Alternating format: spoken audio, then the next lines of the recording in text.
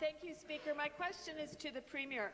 Speaker, for 15 years, this Liberal government has known about excessive executive salaries in the broader public sector, but has done almost nothing to rein in executive compensation. This week, Londoners learned about proposed salary increases for Western University senior administrators.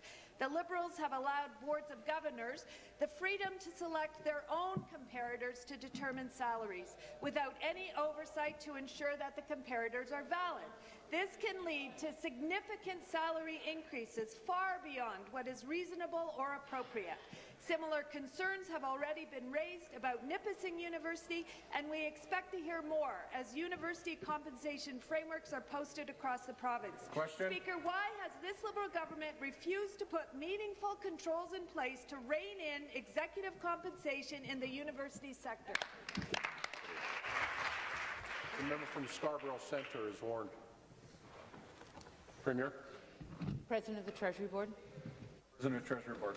Thank you, Mr. Speaker. I want to thank the member opposite for her question, as it gives me an opportunity, Speaker, to not only address this issue, but to put some facts around it that are extraordinarily important. So, you know, Speaker, our government froze salaries across the broader public sector in 2012, and when we renegotiated them more recently, we put some really important pieces in place. So, for example, our framework enforces strict rules that prohibit executives from receiving unnecessary perks such as prerequisite signing bonuses, retention bonuses, unrestricted severance, because we remain committed to ensuring that fairness and accountability in the way that these broader public sector executives' frameworks and pay are structured, Speaker. We did away with cash housing allowances, vehicles that aren't required, and so on. I'll speak more in the supplementary about what we're doing in terms of our framework for our broader public sector salaries, Speaker. Supplementary.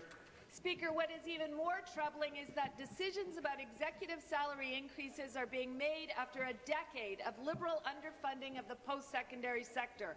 For years, Ontario has had the highest university tuition and the lowest per-student funding of any province in Canada. This has undermined the quality of post-secondary education for students and led to an explosion of contract faculty.